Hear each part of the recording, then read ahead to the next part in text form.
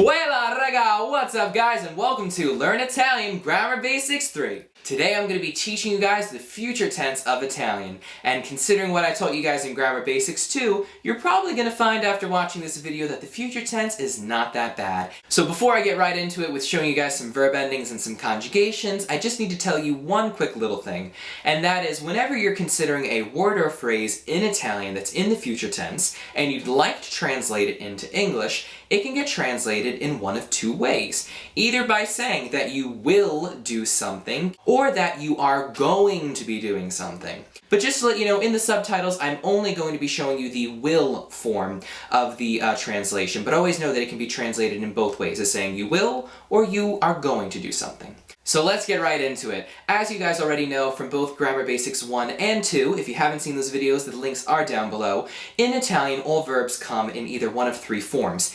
Either the verbs end in are or are in English, R or ere, or ire or ire in English. And depending on what a verb ends in will dictate how a verb gets conjugated in every verb tense of the language. But here's what's so great about the future tense and why, right off the bat, it's a little bit simpler than the passato prossimo, for example. That is because for are and erre verb endings in the future tense, they are the same. So for are and erre, I'm going to show you now the pronoun, and right after it, the verb ending. So for io, which means I, the ending of any are or erre verb in the future, when we're talking about I, will not end in are or ere, but erro. Then we have tu, which means you, and it's the informal you and singular you. So basically, if I'm just talking to one person that I know, hence I'm being informal with them, and I want to call them you, I will say tu in Italian. And the ending for tu, for are and erre verbs in the future, is errai, errai. Then we have lui and lei, which will end in era, era. Now, lui means he, lei means she. They both share the same verb ending in Italian, and also conservatively and traditionally in Italian, you may find in written Italian, like in a newspaper or even in a book, instead of saying lui or lei, someone may write egli, egli for lui, or ella for lei. Then we've got noi, which is the pronoun for we, noi. All verbs with noi will end in eremo, eremo. Then voi. Voi is you, plural. What does that mean? Basically, whenever I'm saying you guys or you all, so if I'm referring to all of you that are watching this video, I can say voi in Italian, and that will end in errete, errete. Then we have loro. Loro erranno. Loro erranno. Loro means they, and conservatively or traditionally you may find in Italian literature that someone will write essi, essi instead of loro. And then the ire, the ire verb endings are as follows, and they are very, very similar. You're gonna say, we've got io, iro, io, iro. So for are and erre verbs, it's erro for the io form. But in ire verbs and ire verbs, it's iro. We're just changing the e to an I. Then we've got tu irai, tu irai.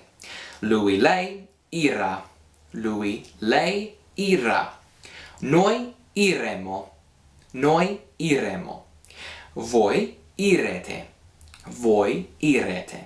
And finally, loro iranno, loro iranno. So now let's take a look at how these verb endings actually play a part in the Italian language when we're attaching them onto verbs. For an are verb and are verb in English, I chose the verb parlare, and parlare means to talk. Here's how it gets conjugated in the future tense. If I'm talking about io, which is I will not say parlare because that's the verb in its infinitive form. Parlare simply means to talk. So I can't say I to talk, I can't just say io parlare, that doesn't make sense. I need to say io parlerò. Io parlerò. Essentially what I'm doing is taking that verb ending that I just showed you a few seconds ago for io, which is erro, for are and erre verb endings, and I'm putting that at the end of the verb parlare instead of are. Because whenever you're conjugating in Italian, you're just eliminating the last three letters and plugging in a new ending. And for io, it just so happens to be erro for the future tense. So io parlerò, which means I will talk, and it can also be translated to as I am going to talk. Tu parlerai. Tu parlerai. That means you, informally, and you, singular, will talk. Lui, lei, parlerà. Lui, lei, parlerà. That means he or she will talk. Noi parleremo. Noi parleremo. We will talk. Voi parlerete. Voi parlerete. That means you guys or you all will talk. Loro parleranno. Loro parleranno. That means they will talk. See, it's not that bad. Now let's move on to conjugating an erre verb, an ere verb. The erre verb I prepared for you guys today is leggere. Leggere, which means to read. It gets conjugated as follows in the future tense. Io leggerò. I will read. Tu leggerai. You will read. Lui, lei leggerà. He or she will read. Noi leggeremo. We will read. Voi leggerete. You guys or you all will read. Loro leggeranno. They will read. So the ire, the ire verb I prepared for you guys today is sentire. Sentire, which means either to hear or to feel. Now, how do you know whether it means either to hear or to feel? It just depends on the context. So here's how it gets conjugated in the future tense. Io sentirò. I will hear or I will feel. Tu sentirai. You will hear, you will feel. Lui, lei sentirà. He will hear or she will hear. Or he will feel or she will feel. Noi sentiremo. We will feel, we will hear. Voi sentirete. You guys or you all will hear or feel. And loro sentiranno, which means they will hear or they will feel.